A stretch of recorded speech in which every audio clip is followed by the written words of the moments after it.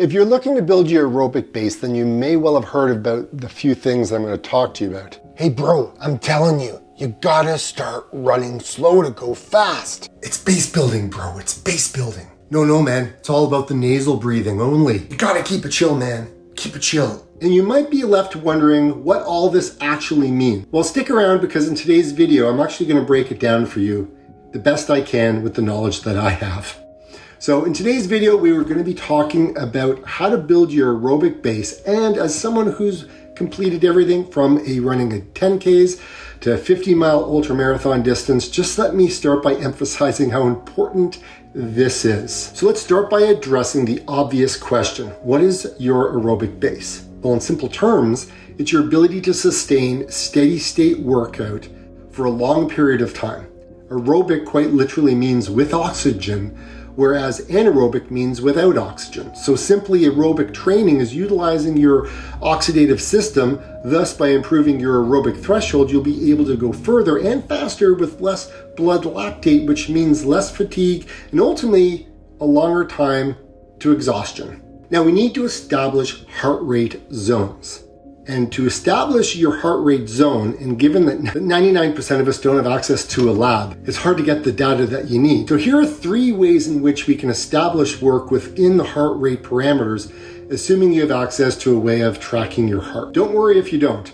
We're going to break that down in the next section. Note, if you are new to running, then you can start with this low entry level to running. There are better ways than this option that I'm going to present right now, but I can cover that in another video or dive in because there's a lot of other things that I've talked about on this channel that may help. First of all, let's consider the classic 220 minus your age equals your max heart rate. Then we take 50 to 70% of this to establish your aerobic training parameters, which is a bit limited and it's a big generalization in the long term. But as I stated before, this is more of a beginner's. It's a great way to establish some boundaries to operate within so you can get the work done before you progress to something a little bit more individualized or specific. Now, next up, we have MAF training, which is a popular approach and one I know all too well since I've been using it on and off over the last 4 years.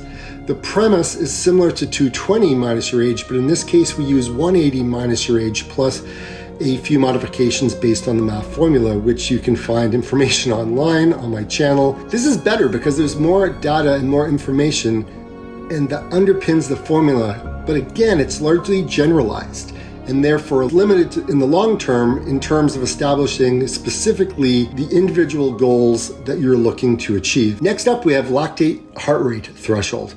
And lactate heart rate threshold zones, which are what I personally use. So the test is simple. You run at your max for a distance of about 30 minutes, and then you take the average heart rate. You take the average heart rate and the average pacing for the final 20 minutes, and that will establish your heart rate and your threshold pacing.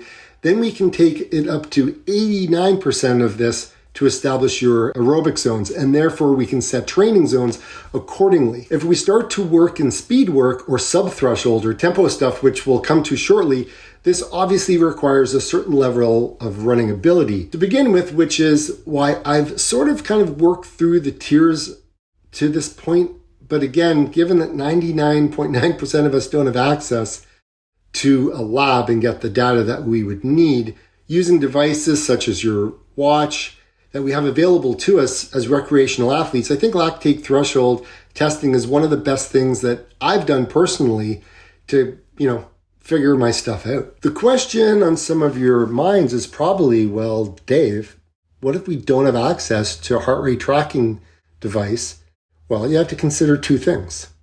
Number 1 is the talk test, which is a run at a pace which you can maintain consistent conversation, as I'm doing right now. Now with you, if you can't maintain a conversation, you're running too fast, and it's simple as that. And I know because I've made all these mistakes. Number 2 is focusing on breathing, and this can function as a really effective form of throttle control by holding you accountable to your current aerobic abilities. Again, if you can't hold pace by breathing only through your nose, you're probably running too fast outside of training. Out through your mouth. Something like this.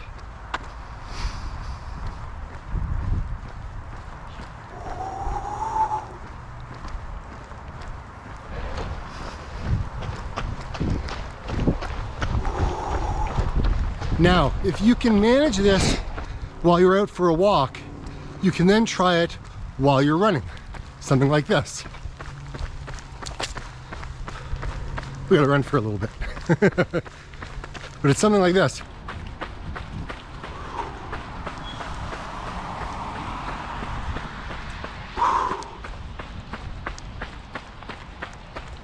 As you can see, it may be a little harder while you're running. So here's the thing that I find challenging with nasal breathing is we're runners, and sure, we can blow our nose before we start running, but as we go on, a lot of stuff starts to happen up there.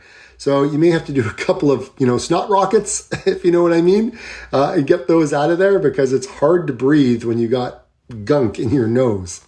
Now, we all know how important it is to manage things like nutrition, sleep, hydration, stress, workload, and to improve our overall recovery. And that is where Kuros can step in. This watch that I'm wearing is also a tracker, and it gives you feedback and data on sleep. And to be quite honest, it's fantastic. I also know how many steps I'm using. It's a great tracking device for just day-to-day routines. It's habits, it's structures. It helps me to better underpin my overall recovery and support my aerobic development. The word recovery is heavily marketed to at this moment, and I want to make it crystal clear that, and look, my Kuros watch doesn't in any way suggest that it's going to do the recovery part for me. I just view it as a 24/7 convenient tracking tool that I can have at all time with all the information I need. And it helps me better understand, what's good, what's not, what's bad. It shows me if I'm starting to get sick. There's a lot of cool things that the watch can do. I'm probably not even using it to its maximum capacity, but there's a lot of great things on there that have really helped me. Point number 4 is on how to build your volume, and it's important not to jump into the deep end too fast, too soon. If you don't know how to swim, you're going to suffer and things are going to end pretty badly. So you don't want to do that with your volume. Now, I can't be too prescriptive on here, given I don't know what your individual training goals are. And the fact is, I'm not a running coach. But ideally, we don't want to increase our total weekly volume by any more than around 10% at a time. And that is measured, it's cautious, it's done to reduce the risk of injury. Now, there is research that indicates that the biggest contributing factor to injuries in recreational athletes is a sharp spike in volume too fast, too soon. So the best way that we can avoid this is by adding in a mile or two here and there. You want to build steadily, because after all, the more sustainable athlete is, the better the athlete in the long term, because you will spend less time injured and more time training, in the same way that better, more reliable car is the one that has you on the road most of the time. But you don't want to be in the car in the garage. You don't want to be injured. You want to make sure that you treat yourself with care, deliberate training volume, so that way you can be consistent on the road and trails when it comes time to building your aerobic base. Look, I've made a lot of mistakes, and there are some mistakes that are often made. And the first one is worrying too much about finding your perfect running shoe rather than just getting out and doing what needs to be done. If I had $1 for every single time I've asked myself the question, honestly, I think I could probably fix the whole Canadian economy. Joking aside, but really, seriously? Second is assuming that your easy runs are easy. Look, I've seen it time and time again, and I've done it to myself, that we can't be trusted. We simply can't, which is why it's so important to establish clear heart rate parameters, like I've discussed earlier in the video, so that way you can be working within the right effort. Sure, some runners have it all figured out, but we are all different and should be treated as such. And that is an important one. And thirdly is believing that literally it is impossible for me to be able to run that slow, and that's the case. When in reality, it isn't. You're probably just not used to the gait and the mechanics that go with moving at a slower pace. And I felt like a turtle when I started running slow. In my ultra, I had been running up to 12 minutes per mile. While yes, it's more of a shuffle than a run, it's still running. If your heart rate capabilities actually don't allow you to be able to run, even at that slower end of the spectrum, then walk. Walking's okay. Walking with weight, however, might be a great way to build your aerobic base. And there are some other options you have, like riding a bike, rowing machines, swimming, things like that. So that way you can get your heart rate stimulus moving and ultimately build yourself to a point where so that way you can start to run and increase your running volume. Look, there's no shame. There's no shame in looking where you are and looking at where you want to get to. The exciting part is the process and the work that entails in terms of getting there. And that's what this video is about. So the next question to address is faster workouts and when to add in faster workouts. Now, again, I can't be too prescriptive on how this is going to work here, but knowing the context of the individual you are that's watching, but from a beginner's point of view, let's just say you've been doing base building for your aerobic system for like the last 12 weeks or so. It's probably about now that you can start asking yourself the question, when do I add in some faster stuff? If you're an intermediate or an advanced runner, you're probably doing these things already, but let's break it down. So faster workouts generally look like intervals, like tempos, sub-threshold work, or training with heart rate zones that we established earlier. You can prescribe which paces and effort levels are specific faster sessions, they should be. I would add these in slowly and cautiously, as I've hopefully stressed enough already. And it's important as well at this point to start really aligning the sessions with running with your training goals, because the main thing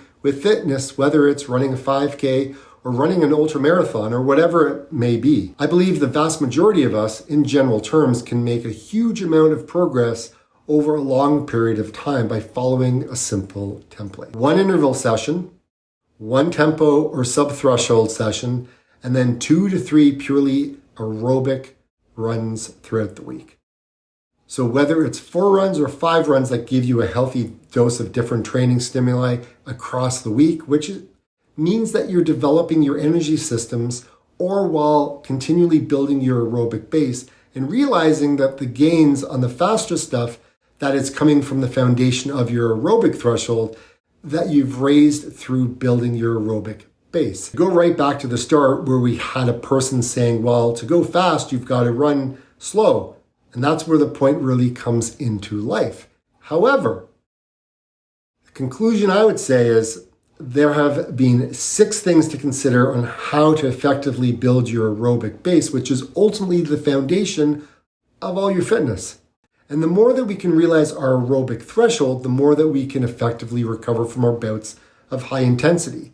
The more that we can improve our recovery outside of, let's say, lifting or running.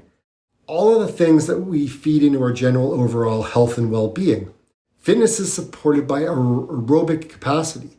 So if you haven't already done so, it's really worth investing the time and energy into it. If you have any questions, comments down below, make sure you like the video. Please take an opportunity to like, comment, subscribe to the channel if you haven't. It does mean a lot. Share it with a friend or a family member.